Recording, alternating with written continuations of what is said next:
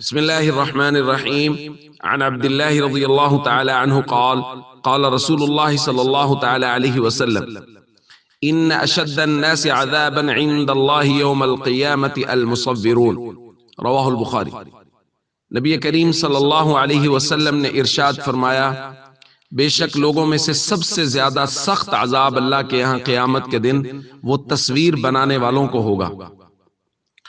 دوستو، تصویر بنانا، اور خاص طور پہ کل میں نے درخواست کی تھی کہ وہ لوگ جو تصویر بناتے ہیں اور اس کو پرنٹ کرواتے ہیں، ان کے لیے اللہ کے نبی صلی اللہ علیہ وسلم نے فرمایا ہے کہ قیامت کے دن سب سے زیادہ سخت عذاب ہوگا۔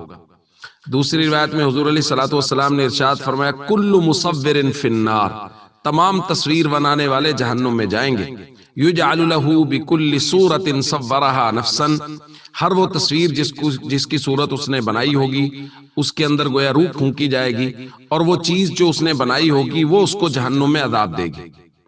اور ایک دوسری روایت میں حضور علیہ الصلوۃ والسلام نے ارشاد فرمایا، یخرج عنق من النار یوم القیامہ، ایک گردن جہنم سے نکلے گی قیامت کے دن، لہا عینان تبصران، وہ دو آنکھیں ہوں گی اس کی جس سے وہ دیکھے گی، واذنان تسمعان، دو کان ہوں گے جس سے سنیں گی، ولسان ینطق، اور ایک زبان ہوگی جس سے وہ بولے گی اور وہ کہے گی، انی وکلت بثلاثہ، میں تین قسم کے لوگوں کے لیے آئی ہوں، یعنی میں تین قسم کے لوگوں کو عذاب دوں گی، اور ان میں سے ایک کیا ہے؟ بالمصورین، تصویر بنانے والے۔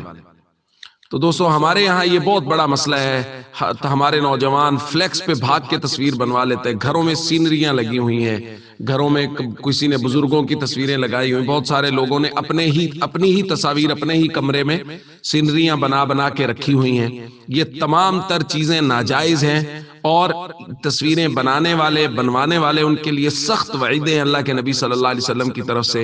اس لیے ہم سب کو چاہیے ہم توبہ کریں اور آئندہ کے لیے عزم کریں کہ کبھی بھی اپنی تصویر کو پرنٹ نہیں کروائیں گے، کبھی بھی کسی فلیکس پہ یا کسی بھی جگہ پہ اپنی تصویر کو نہیں لگائیں گے۔ السلام علیکم ورحمۃ اللہ وبرکاتہ۔